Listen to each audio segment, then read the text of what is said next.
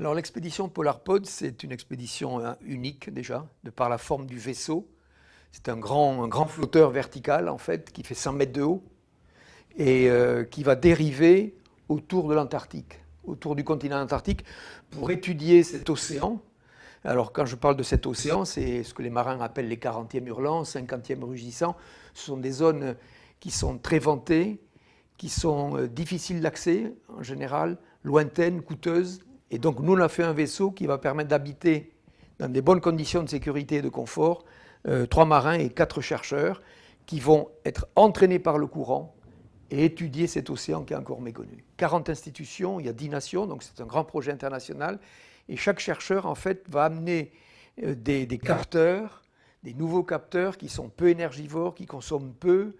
Et donc on va avoir une gestion de l'énergie qui va être très intéressante, où chaque capteur fonctionnera en fonction de la quantité d'énergie qu'on aura.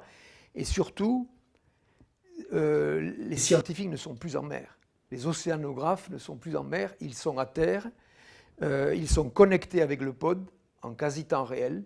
Donc les ingénieurs qui sont à bord font de l'acquisition de données, ils renvoient ces données aux chercheurs un petit peu partout dans le monde.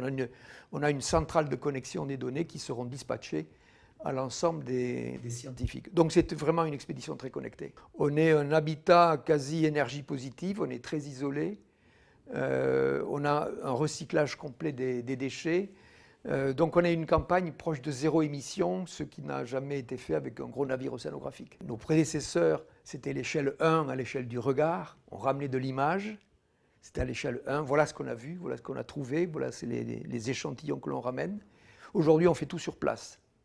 On fait tout sur place, on fait la mesure, on fait quelques biopsies, quelques prélèvements, on fait l'analyse sur le bateau et on envoie la donnée.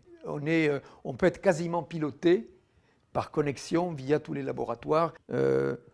4 domaines pour être vite: échange atmosphère-océan, la capacité d'absorber le gaz carbonique, c'est le principal puits de carbone océanique de la planète. Le CO2 s'y dissout dans l'eau froide. Deuxièmement, biodiversité. Là encore, ce bateau permet de faire de l'acoustique. À 80 mètres sous l'eau, il y a le silence. Et donc on a des hydrophones, des grandes oreilles et on écoute.